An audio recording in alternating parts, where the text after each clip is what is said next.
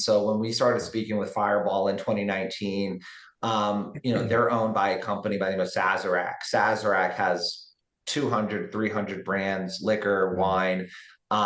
There's a lot there, right? And when we started speaking with them, Fireball stood out for a number of reasons, but the obvious one for us at least was that cinnamon is already a multi-million-dollar candy category outside of cannabis, right? So you got hot tamales, toys, big red gum. People are engaging with the cinnamon flavor.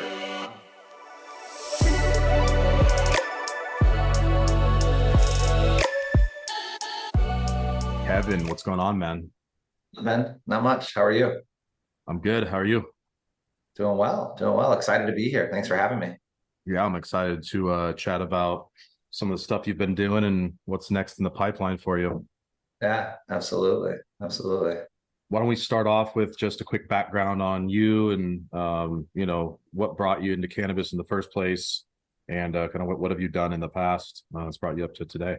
Yeah, absolutely. Was born and raised in Orlando. Got my entrepreneurial spirit from my parents as they both ran a sports and marketing company growing up. I've spent a lot of my 3-day holiday weekends as a child on either a soccer field or at a basketball court helping out with my parents' business. So Hmm. got a lot of my grit and hard work and entrepreneurial spirit from them. And really followed my sports path. I was a basketball player. Up until I got to high school, I thought I'd be in the NBA. And then up until my junior, senior year, I thought I'd be playing for Duke or UNC, but realized that I'm not growing any taller than 6 foot. And so That's short. That's D3, short in basketball. You're a midget. yeah, Division 3 basketball is what the story had in the cards for me. So went to school in Washington D.C. School by the name of Catholic University, majored in business, and quickly got into the sports business after graduating. I was focused more so on sports and entertainment sponsorships, and so right out of college, I worked for a company by the name of Learfield, and they own and operate all of the media rights for probably 90% of all the major college properties. And so that was my first stint into sports, and then quickly pivoted to the entertainment side of sponsorships and was working for Caesars Entertainment in Las Vegas. And I was doing that for 5 years.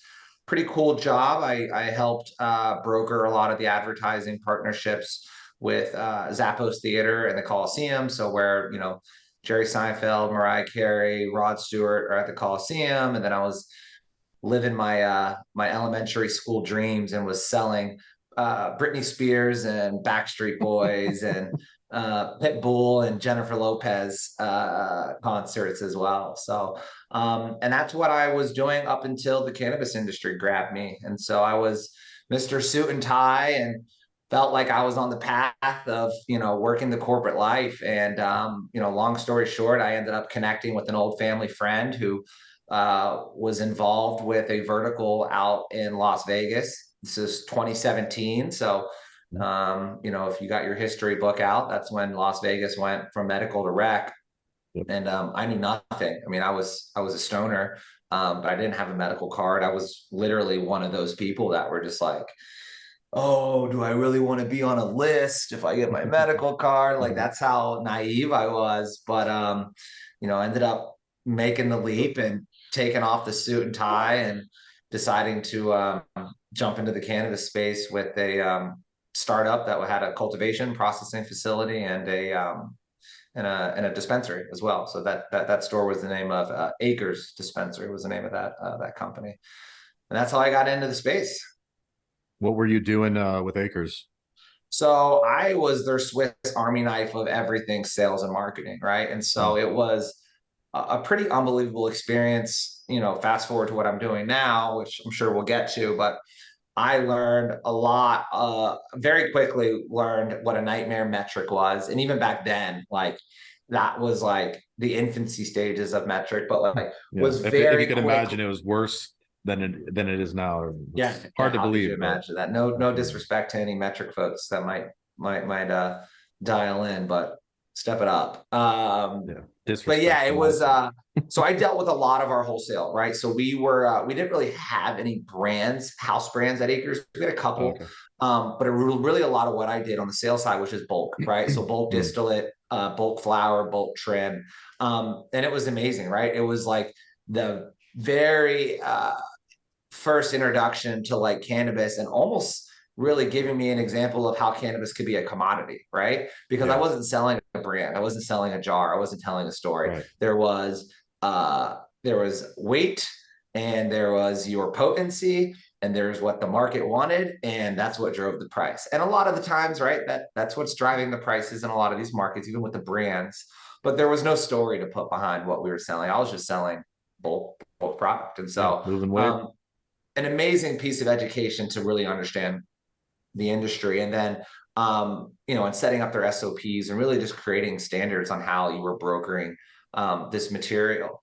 And then I also handled all the retail marketing, which again, once we fast forward to what I'm doing now, was just unbelievable learnings as it relates to how the consumers are engaging with products, especially in an era where it was. I mean, Vegas was exciting in 2017, man. I mean, not just, beyond the usual things or the usual or the obvious answers of the lights and the Yeah, shows and the dinners and how sexy Vegas was. Like, yeah, there's a ton of people coming into Vegas, and there's a ton of impressionable consumers, right? It's yeah. Vice, Well, City of some of Sin. it, I feel like I feel like Vegas is such a different market than a lot of these other ones because so much of the population, especially down on the strip and whatnot, are tourists who are only there Correct. for a little while, and many of them are coming from states that aren't legalized as Correct. well. So some of them are probably less sophisticated, I'd imagine, than folks that are operating in states where their market base is kind of consistent. Can you talk a little bit about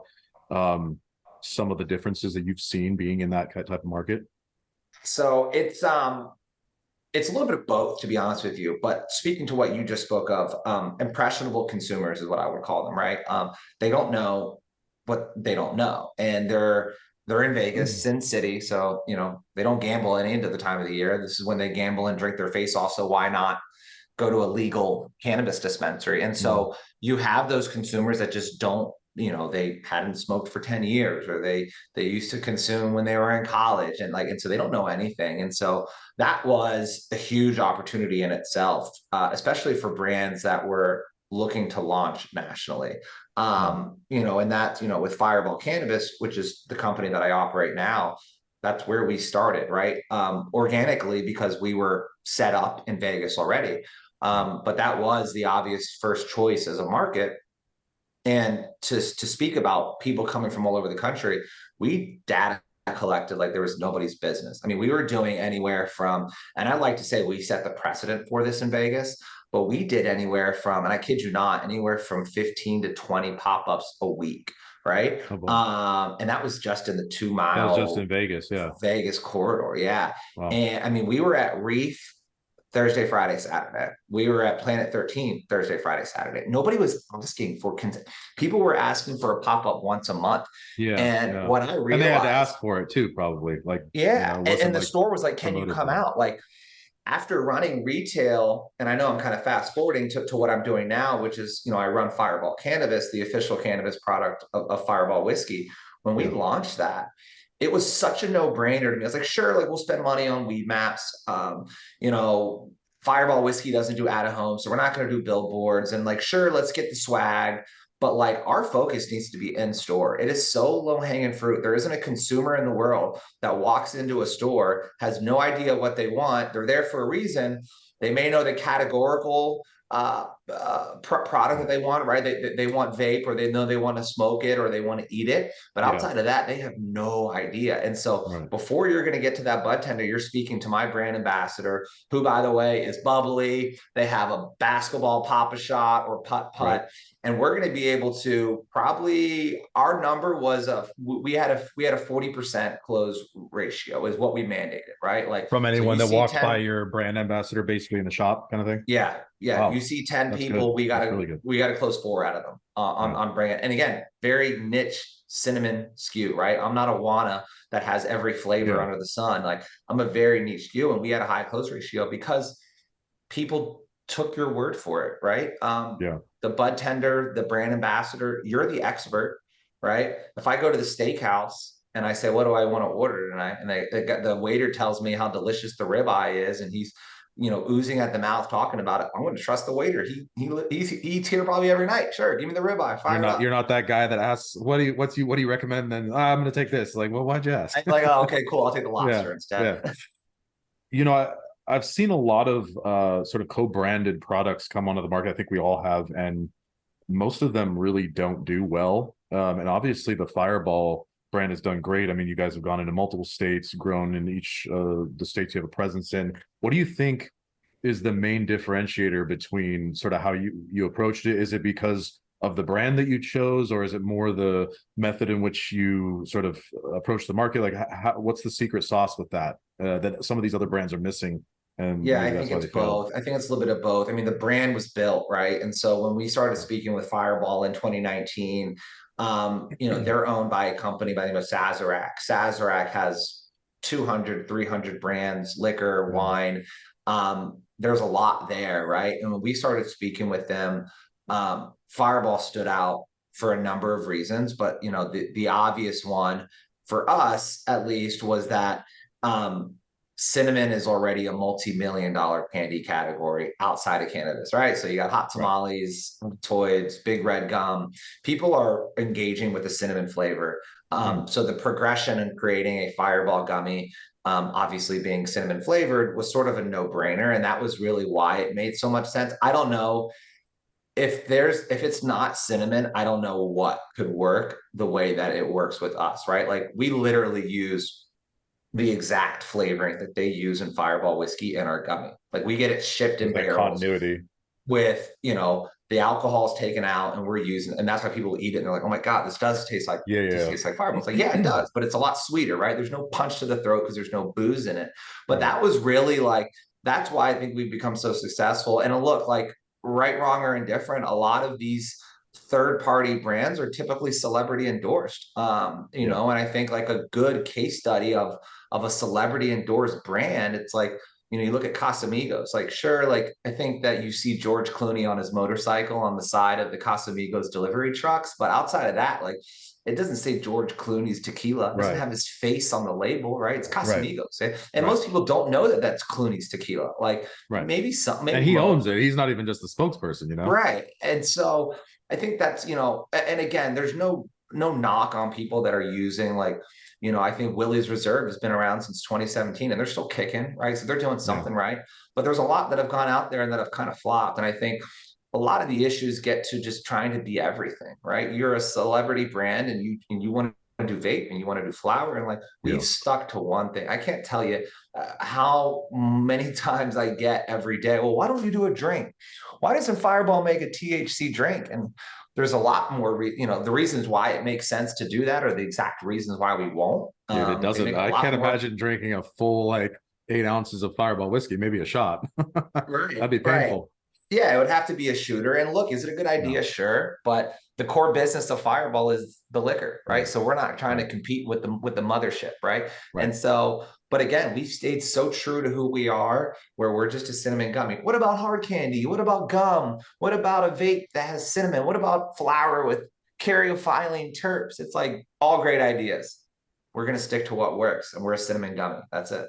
It's so different than you. That's like such a opposite end of the spectrum from most brands, I think, that really struggle with like shiny object syndrome. And I think it speaks very much to sort of the discipline that you guys have been able to overcome, that maybe FOMO of seeing all these other things that are coming out and really focus on your core competency.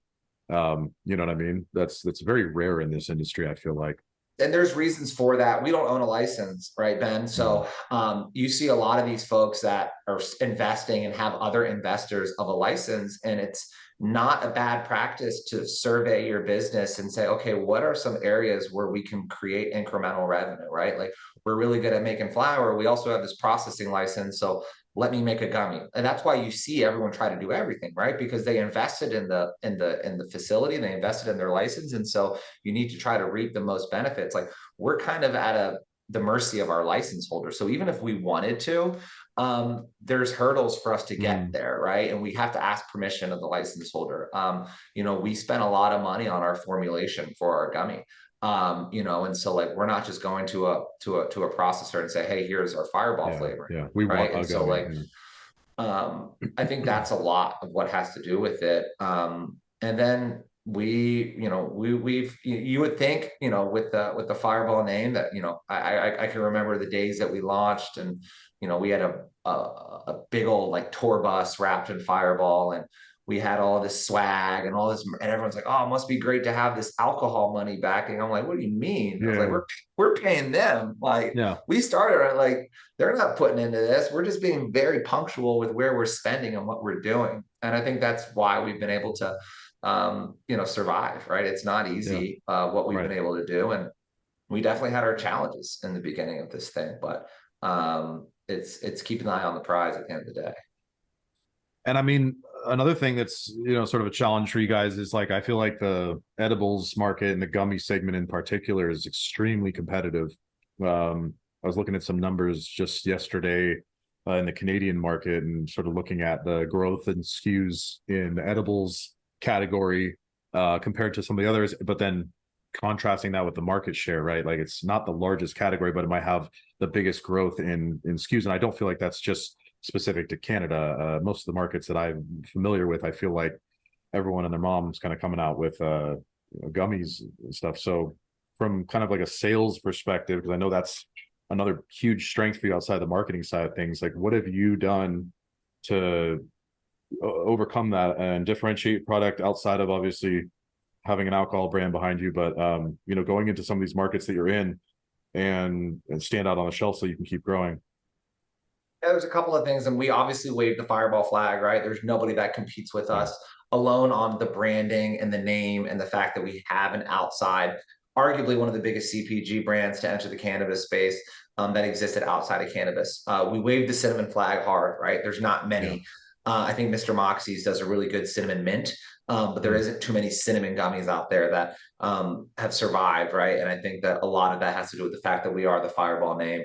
Mm-hmm. Going deeper, Ben, on ways, because a lot of the times I can't compete on price. And we've adapted our model a little bit over the past year so that we can be a little bit more competitive on price. But a lot of the times we were definitely not the lowest, and we were sort of like upper middle, and then in some Mm-hmm. markets we were the highest price gummy. And a lot of that wasn't necessarily because we felt that because we had a bigger brand that we could sell it for more. Mm-hmm. I think maybe initially we had that thought, and we quickly realized that consumers, if it's a distillate gummy, it's a distillate gummy in their eyes, right? And Right. so, our pitch and our value proposition a lot of the times when I'm sitting across from a GM or an owner or a buyer is what we do as a brand that's ancillary, right? And this goes back to my sponsorship sales days where it's like really understanding the pain points of a store and how I could be as a brand an aid to you above and beyond putting a good product on the shelf that sells, right? That should be a given. How can we partner with you on a Fireball Friday and bring in a food truck? And you're struggling with your average ticket is at $60 and your competitors are average basket size is 95 to 100. Okay, how are we getting you there? Cool. We're going to come up Mm. with this food truck Fireball Friday. We're going to get you this really badass deal, and we're going to create this bundle that's inevitably going to get them to, if they spend this, then they get a taco and they get a free t-shirt and a hat, whatever. Very obviously, simple analogy. But we really like to roll up our sleeves and figure out how we can bring value to the store. I mean, Fireball Whiskey is always doing something unique and out of the box and fun. If you've seen them debate at a music festival or a bar crawl, like they literally spend this much, zero, on out of home marketing. They're not allowed. You've never seen a Mm-hmm. Fireball commercial nor have you ever seen a Fireball billboard. You never Hmm. will. And there's a reason for that, right? They're boots on the ground, they're scratching and clawing, very much like Red Bull wing team Yeah, I style was gonna approach, say, right. where they're going to be in front of the consumer and you're going to see them do something funny and memorable at the bar or whatnot. And so we've taken that same approach to, as I sort of was speaking earlier, when we launched in Vegas, we'd show up with a tour bus branded Fireball. We'd roll out a red carpet and we'd have cornhole and basketball hoops and stuff. And that's just adding to the experience of the consumer. Is it tangible for a lot of these stores? No, but they need programming like that. And I still think that stores are underserved with a level of experience at the level of retail. And so we doubled down on that in a big way and really sort of got them to envision like how we could be like, we're not just here to call you every 2 weeks and ask you for a reorder. Like we Yeah, actually want to you're a start to build a partner. relationship with your customer. And that's a great point that you bring up, that so many brands kind of fail to realize the opportunities there. Like ultimately, who should be the most experienced and have the most expert opinion on how to sell the product? It should be the company that owns the product, right? So Yeah. I think a big obligation, and it's not just an obligation, it's an opportunity too, right? Is to figure out how to get the stores to move through the product more, because A, that benefits the store. They're making money off that. The product's not just sitting on their shelf collecting dust, right? Obviously helps you because then you're moving more volume through the store. And it's just a mutually beneficial situation. I think it's awesome that you guys take that even a step further and talk to them about pricing strategies and stuff to get their basket prices up, because that is a huge, not an easy win, but it's like a small adjustment that can make an enormous difference on their top line. And most shops are just in the mindset of how do we like steal the person from the next door shop by offering it a cent cheaper, and they're missing the experiential portion of it that you're talking about. Like that's why you have brick and mortar, right? You're not just a delivery service, you're a place people can go. How do you take advantage of that physical space? And that's something that at Steezy in LA that did really well. Was we had like a Instagram booth, then they would change it out every now and then, right? I And remember sometimes it. it would be sponsored by the influencers. I know like Queen Sin had a booth at one point, and I think Trippy Trees had one, and Yeah, I it remember. was a people would go for that, and it was like there's always a crowd around those things, right? And Sure. yeah, then they go into the dispensary, and we had this like tunnel that had laser lights and music playing, and the whole thing was designed around an experience. And like you said, not every shop's like that, most aren't, but what can you as a brand do to help them gain some of those advantages to get more of a experience? So it's not just like I went into this one today and I went into this one tomorrow, and the only difference was this thing was a little bit cheaper over here. Yeah, So no, that's awesome. Yeah. absolutely. And I think from the experience standpoint, that it's not a one size fits all. Like there's some stores that like the consumers don't want to deal with an experience. They know what they want. They want to get in, they want to get out. Like your local liquor store, like I'm going in, I don't drink anymore, but you go Mm-hmm. in and you buy the bottle of booze that you want, or you grab your 12 pack and you get out the door. You don't want to deal with shit. But like Hmm. maybe if I was going and shopping for a party, and I wasn't just shopping for myself, I go to Total Wine and Spirits, or if Mm-hmm. you're in Vegas, you go to Lee's Liquor, and then that's an opportunity where like, oh wow, like there's a wine tasting over here, and like Mm-hmm. here's David Portnoy cut out with the high noon thing that I want to like those are the things and areas where like you got to kind of pick and choose which retailers you really dive Mm-hmm. into.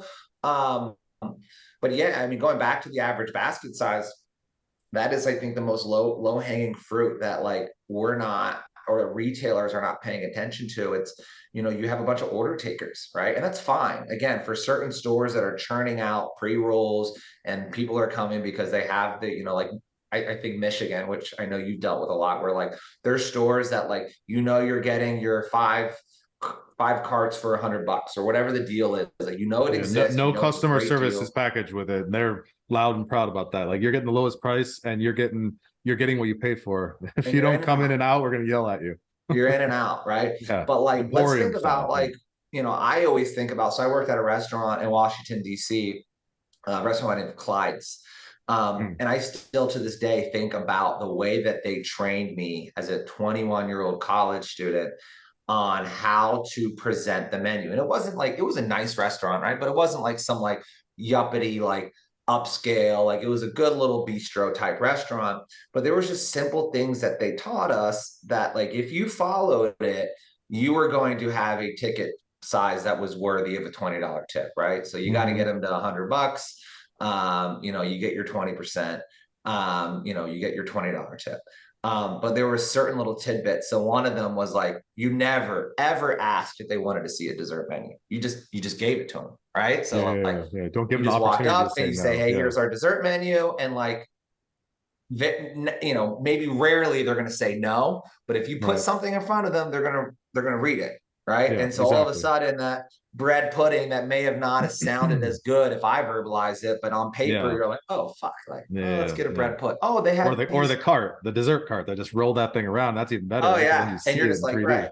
Yeah. And so like I think there's a lot of little things that the bud tenders could be prompted to do that allows you, like, what is your like under $5 sale that like you're gonna hit them with, right? And that's a lot of like, I hate to kind of coin Fireball as like a novelty product, but it is a unique product, right? And Yeah, so absolutely. I like to say that we're not a substitution to your Smokies sour watermelon. We're a Right. supplementation, right? So like we're not, someone is buying that sour watermelon is always going to buy it. Now they're just buying a Fireball with it because like their Yeah. aunt loves Fireball or it's a Yeah. Thanksgiving tradition. And so like I try to get buyers and managers to see it that way. When I pitch it to owners who are typically obviously the business folks, like it makes a lot of sense to them, kind of goes over a lot of people's head. And I don't think we're there yet. But I think our industry will be there. Yeah, I think that the educational efforts that are made by brands like yours is going to take us a long way towards that, right? Mhm. It's that partnership mentality, and like you said, exactly like you said, it's not just dumping product on the stores, and then they don't hear from you again until you're kind of harassing them to re-up. Meanwhile, where was the support to help them get through that product? Right. Absolutely. As someone that's worked with a brand that was typically the number one seller at most of the shops we were in, I can tell you that that was the biggest sales tool we had. Didn't even have to sell after a while. Like it became order taking because, like, if you can help them learn how to move through the stuff and your product is making them money, then they're going to focus on bringing more and more of that in, pretty much to the point where they can't sell all of it. Like they will keep Yeah. upping that volume as long as they can sell through it. So I think it's definitely in the interest of the brands to start thinking more on those terms, right? Is how can we benefit our customers? Because the consumer is not really the customer. The consumer is the consumer. The customer is the retailer if you're a wholesale brand, right? I think Yeah. that's sometimes conflated, when they're thinking about like who their marketing and their sales efforts are aimed towards. Absolutely. So what do you got going on now, besides kind of the continuing to grow the Fireball brand? Are you doing anything else in cannabis right now? No, I'm not doing much. Focus the eyes on the prize. So, we just got acquired 49% of us, which is super exciting, and just Awesome. looking to grow. So we've partnered with a group by the name of Greenlight Hmm. Dispensaries. They're out of Yeah. Missouri. They're one of the Yeah. biggest privately held multi-state operators. 15 retail licenses in Yeah. Missouri, two cultivations, two processing license. They have a footprint in West Virginia, Arkansas, South Dakota, um, Illinois. They have a dispensary, and they're looking to conquer. And so it's great to be They're partnered with. also, aren't they like debt free? I thought I heard something about that, which was like blew me away. Yeah, no. So they actually just issued a dividend in Q1, Yeah, that's which what is it huge, was. right? Yeah. The only Yeah. company, I believe. Yeah. Like how many Sad as cannabis that companies is. are out there actually issuing a dividend? Like these Mhm. guys made money, right? Yeah. Now, if you weren't making money in the past 3 months in Missouri, you really were trying hard to screw things up because it's crazy out there. But we're at the point where we've really kind of got, and I hate to use this word because cannabis will remind you quickly that nothing is on autopilot. But a lot of the markets that we're in right now, like there's some markets that we've had to walk away from. There's some that we've walked away from and we've came back in. But we've really found the right partners in each state that we operate in. And now it's about expansion, right? I mean, everyone's talking about it, but there's a couple of very exciting states that are going to be coming online. And being first to market is always vital. And so, all eyes are on, New York right now. I think that light switch is going to turn on faster than people understand. I know it's Hmm. kind of Groundhog's Day there as it relates to like when things are really going to pop off, but Right. because I think there's only 8 licenses that are active right now. And Plus I they think have they're that whole like the bodega system and stuff is very different, I think, than a lot of the other Yeah, it's states. crazy. It's like Very Prop 215 established. days. Yeah. Yeah, Yeah, all maybe over even more again there. established. Yeah. Can you talk a little bit about some of the states that you have left and kind of what was the reason for that? And then the ones that you went back into, sort of what transpired that motivated you to try it again? But we left California. California was just impossible.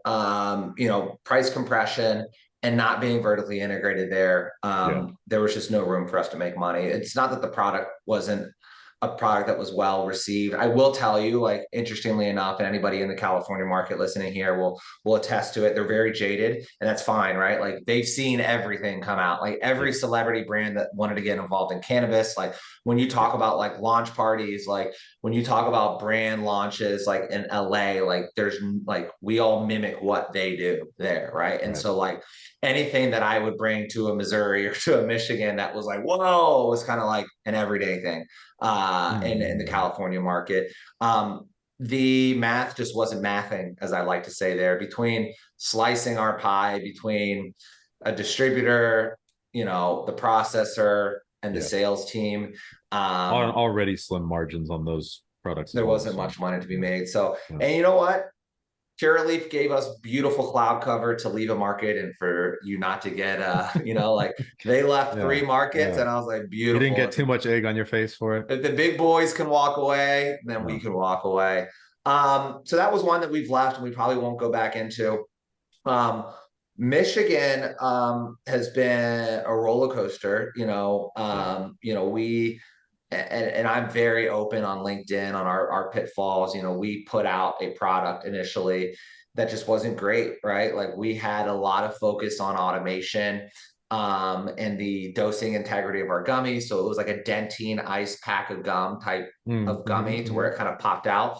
It was very gelatinous. It was a pain in the butt to get into. And we really like, and looking back at it pains me, right? Because we were in 90% of the market in Michigan. And I'm still calling retailers to say, hey, give me another shot, no pun Yeah. intended. Yeah. But we came out of the gate, we had good partners, but we didn't necessarily have the right models. Right.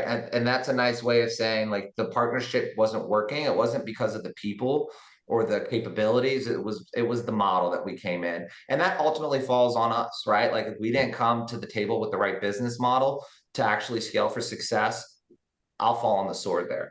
And Yeah. so as it relates to the Michigan market, the dynamics of the market hasn't changed. It's almost gotten a little bit tougher, I think. That's a kind way to say it. Right. Um, when we went in there for rec, I was selling 100 milligrams at $16.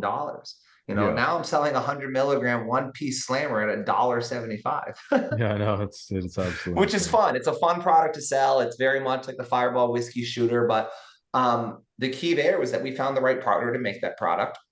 It's priced appropriately. I don't own a salesperson. It's a sales team in which Mm-hmm. my license holder is the one selling it. It's a different model. I'm making less per widget sold, but my SG&A isn't there, right? And that's a lot of where we've sort of changed our model is to like the margins are so slim. And anyway, you spoke about it being the most flooded category there is in gummies and in the space. It's the same movie in every market. You get Right. in, the price points is amazing. You Everyone's like, have "Oh my great God, we're gonna make margins. it so much money. What's everyone talking about?" And so, Right. And then all of a sudden, everyone figures out that they should be making a gummy out of their license. They don't want to carry your gummy anymore because they're going to sell theirs. They're yep, going to yep, do it for 6 months. They're going to flop. Some will do yep. well. And then And then they'll they'll come bring you back to back it. Yeah. in. But then at that point, they've halved the price. Right. And now you're at, Right. that's why you see most of these markets sit between $6 to $9 for 100 milligrams, Yeah. Michigan not included. But that's an example of a state that like we just had to sort of adjust who we were and our identity as it relates to what our model was. And now we're back in action and we're doing well. And I love the state of Michigan. For those who have not been into Michigan, the cannabis culture there is so vibrant, is so alive. There's so much knowledge, there's so much respect. I mean, it is a Yeah. very fun market to be operating in. Yeah, it's interesting because it's not a Me Too market with California. Like and I've said this a couple times, is there's definitely not as much appreciation for or like idolization of California as some of the other markets. Some of the ones you mentioned in particular, right? Like kind of blowing people away. I think from like a maybe a vent perspective, yes, but from like the perspective of, hey, we're from California cannabis, like we're coming in, we're cool. It Right. doesn't really flow very well over there. They prefer brands and sort of their culture that's within their state in many ways. And I think that a hard lesson we had to learn when we went into Michigan was how to really come to the table from Michigan and not from California. Like we could be influenced by California, but our brands and our story had to be from Michigan. Truthfully, not bullshit, but like truthfully, like how are we leveraging the people of Michigan in our on our teams, right? And how are our brands a byproduct of Michigan itself and not just a secondary sort of market for a California brand. So I can definitely see what you're talking about with kind of the way the consumers are very very cannabis culture passionate, but very Michigan cannabis culture passionate. Yeah, no, I agree. And we run into that outside of Michigan. Michigan was definitely some uphill battles, but there's two types of people. They're either like, oh my God, Fireball, like this is cool, Yeah, like this is I badass. And got then it. You the don't have other to sell me on it. Yeah, exactly. the other half is like, wow, like big alcohol, and you're coming into cannabis, like Mm-hmm. screw you. Yeah. Like you were fighting against prohibition, blah, blah, blah. And I said, look, I'm not the guy, right? Like I'm not like, yes, I'm Fireball, but like I was a cannabis guy first, Yeah. right? I'm I'm only the just good part. Like I don't take any of the blame, only the credit. Well, right. that's kind of an interesting thing is like, I guess on one hand, it's sort of like an asset for you to be associated with them, but then in certain situations, maybe it's actually kind of a liability that you have to work through as Oh, well. Yeah. absolutely. Yeah. Yeah. I mean, and that goes into all of my sales training. Like, look, like you will encounter, that person that is just like completely against it and like thinks Yeah. it's completely whack. And that's fine. That's fine. They're entitled to their own opinion. And You it only got to is close 50% or whatever, right? So right. they're on the Exactly. other Only half. got 40%. You're good, baby. So it sounds like when you went into Michigan, at least for the second time, you've stepped back a little bit from the active sales and you're outsourcing the sales as well to the processor team. Is Yeah. that correct? Yeah. And is there any like sort of coaching or anything that you're doing to get them to sell similar to the way you guys were selling in the other states you're in, or how does that Yeah, go? absolutely. I like to use the analogy, teach them how to fish, right? And then, Mm-hmm. so typically I'll go to market for a week. We'll do ride-alongs. They get to hear my pitch and how I discuss Fireball, my value proposition. I think the most important thing for these sales folks to see is how I handle objections. As we were just speaking, you're going to get them. How you're overcoming certain stores. I mean, I've heard everything under the sun as it relates to why they won't bring on a product, whether it's has to do with my product specifically or it may be more about what's going on in their business. And so, so typically it's that like Fireball Kev comes to town, rah, rah, get everybody fired up. And Yeah. then a lot of it from there is just a lot of weekly check-ins, right? Where I'm just monitoring a lot of the data. I'm trying to help do a lot of the things that salespeople in cannabis tend to just not have the time to do. Right. And I've had this is the second time I've had this conversation today. And you'll see some more sophisticated operators start to adapt this model. And it's not new, right? It's the same thing that the Frito-Lay's guy does at his convenience stores and the alcohol distributor does. You have new business sales and then you have account management. And right now in our industry, a sales individual is tasked with doing both, right?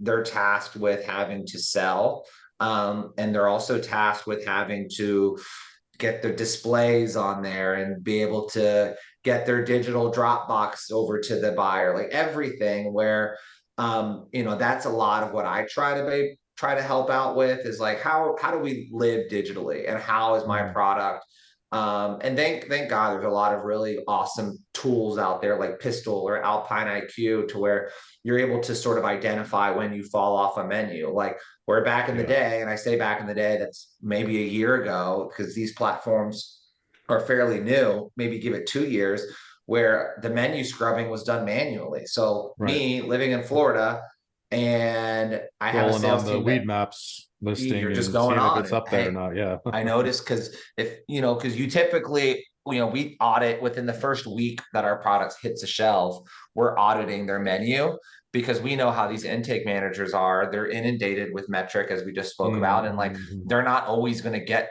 they're not going to take care of your baby like you would, right? So like Right. there's Sometimes little the product things doesn't even like get on the shelf. I mean, it's a it month doesn't, later and like, right? oh, we haven't gotten to it yet. And you're like, Like, dude, oh, sales suck, man. Like, okay, cool. yeah. It's not on the shelf, Maybe nor is it's it on because the it's in the menu. storage room. Yeah. Yeah.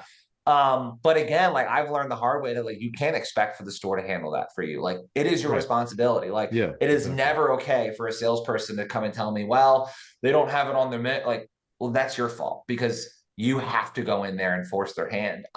So those are like the nuances that like seem like they're not that important, but when you start stacking states and retailers on top of each other, and you Yeah. start to realize that like you maybe are not living on your digital platforms as best as you can, or you haven't gotten the right point of sale material out to certain stores, and so those are the things that we look to support on, which really, Ben, is more of a traditional distributor model, right? Like as Yeah. you would look at booze, right? Like Right. where you have the distribution team that's local to the state that they're in and the market that they're in, and they Yeah. deliver the product and they fulfill the product.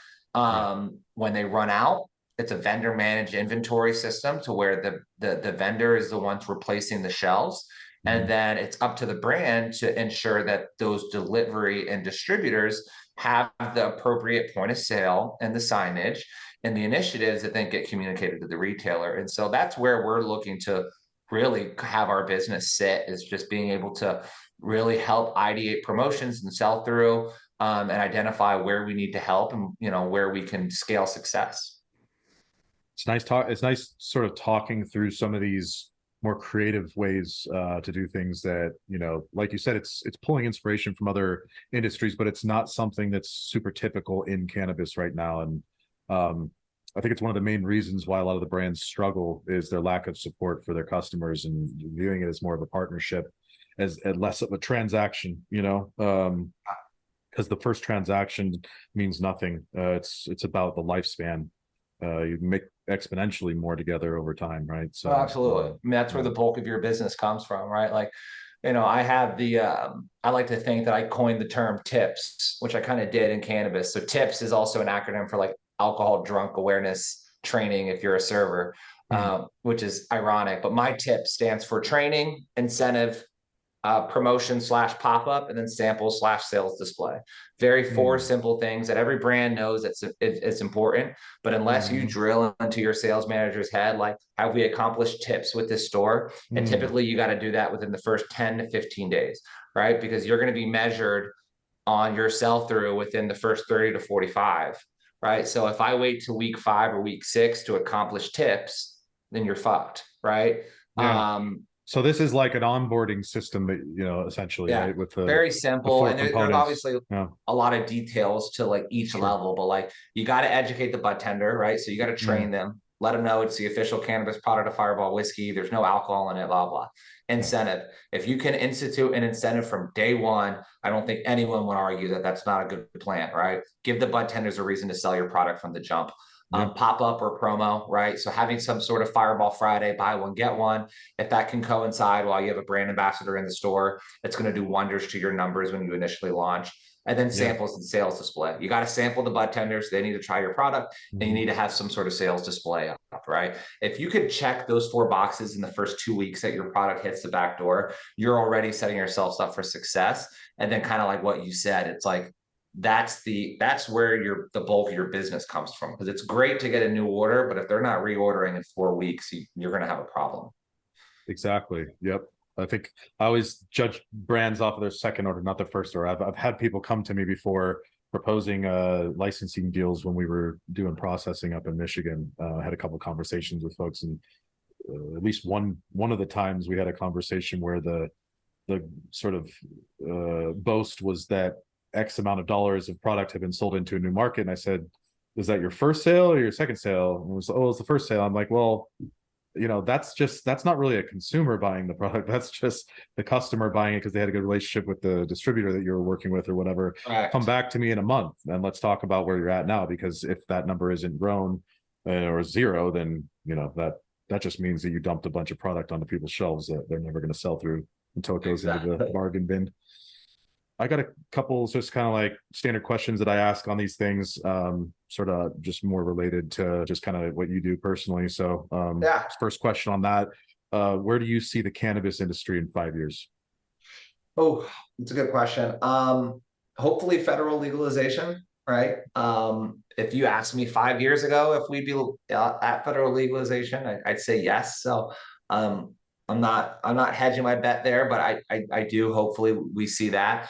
But I think ironically, a lot of what we were just talking about is I think that this industry is only heading towards a distributorship type model. A lot of what you see, and I know they have a slightly different business models, but like the Nabis and the herbals of the world, I think are what is where you're going to see this industry play out, whether that's Hmm. 5 or 10 years. But I think you're seeing the maturation of a lot of these markets. You're seeing consolidation.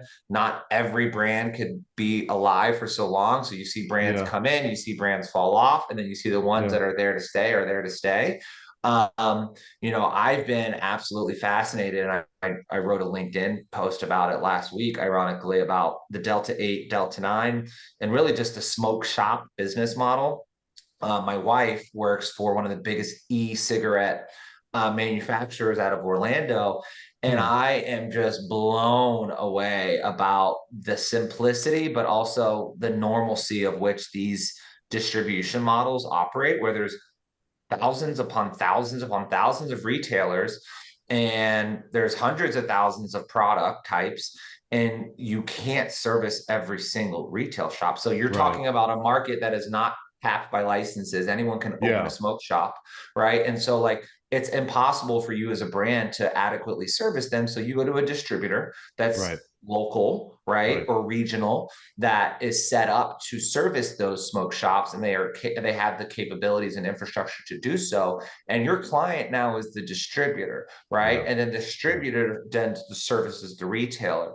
And um, their value is the fact that they have the infrastructure and the relationships in place to get into that particular Absolutely. territory. And Yeah. yeah, and there's Yeah. there's 10 groups that they go to. And so maybe if someone lives in Florida, they have two or three distributors that they deal with. So Mhm. they have two or three purchase orders that encompasses all of their products, from rolling papers to the tray, to trays, to kratom, to all the goofy products that they sell in there. But what's amazing to me, and don't quote me on these numbers because they're not accurate, but they're high, right? Like they'll spend 50 to 60 grand a month with a distributor on an advertising campaign, and Mhm. then they'll see 250, 300 grand back in orders.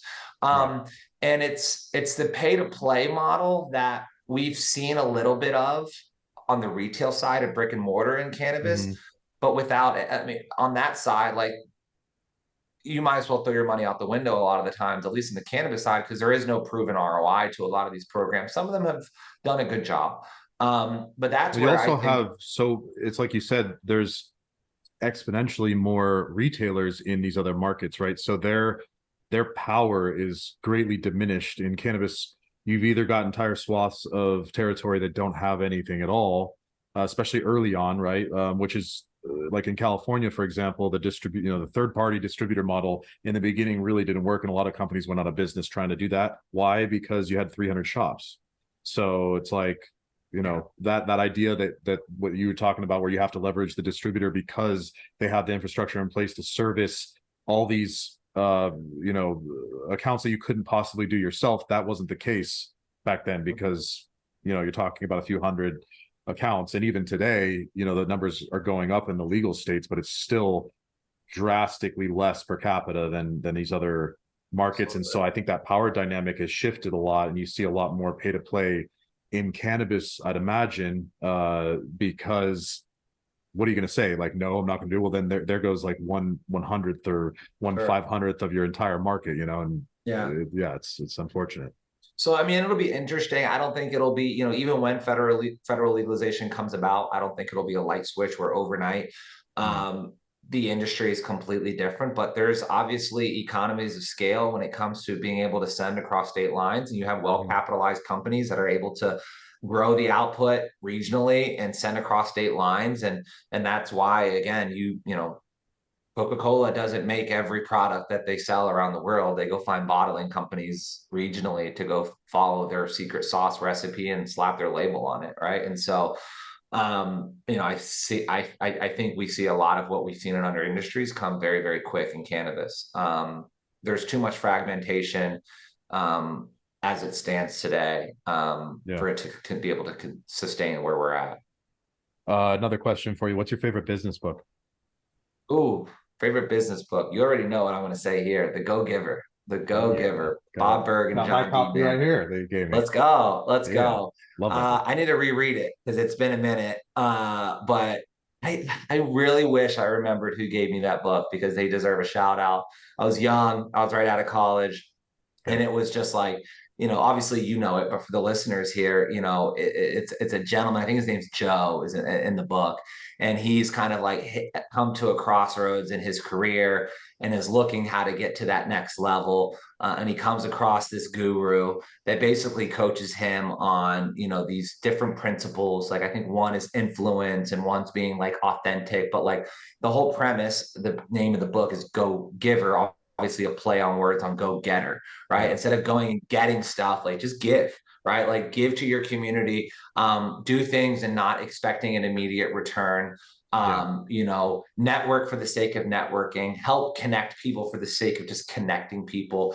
And really just talks to the spirit of, I think, the ultimate networker. I think that's who that person is on yeah, that book. It's just the ultimate selfless connecting guy. Not to spoil the book, right? But the guy ends up, everything that he was looking for comes to fruition because of very serendipitous things that happened to him by him just being selfless, right? And so, yeah. one of my Building ultimate favorites. relationships, ultimately, I think too is, and I think this can apply very well to the cannabis industry because we talked about, there's it's kind of a transactional mindset a lot of times, right? And it's what's in it for us, like how are we going to make money? And it's like, how can you help others, and then don't focus so much, as counterintuitive as it is, on what's going to come back, because things tend to come back when you're adding value to the world on Mm-hmm. their own, right? Yeah. Absolutely. So what's your favorite cannabis cultivar?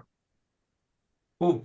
So I'm a little bit more of a legacy strain. So I like me a good sour diesel, SVVOG, a strawberry cough, a lot of sativa hybrid dominant type strain. So I got you. Well, you are um, from Vegas. Well, you're not from Vegas, but you were in yeah, but Vegas, that's so where I got yeah, my you got my that. cannabis credentials, right? Yeah, So I mean, SVVOG and sour diesel were some of the first things in our cultivation, and so yeah. I grew to love those strains for sure.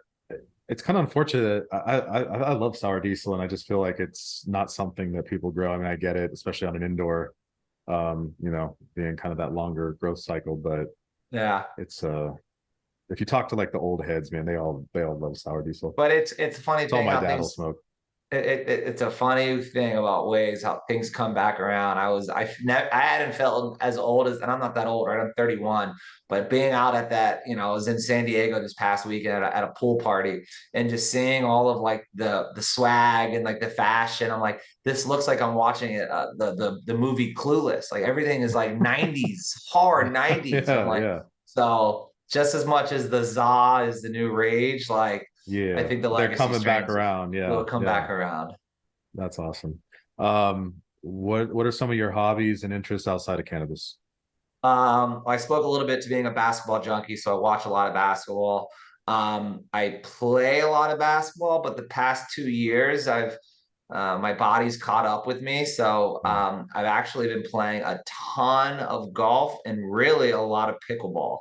yeah. I am like a Pickleball's blowing pickleball up, man. enthusiast at this point. So, They even got the um, pickleball courts in my gym now. It's crazy. dude, And it's that it's nuts. packed all the time. Like there's always kids in there just playing. It's like I play like 3 or 4 times a week. So love me some pickleball. I spend a lot of time on the lake.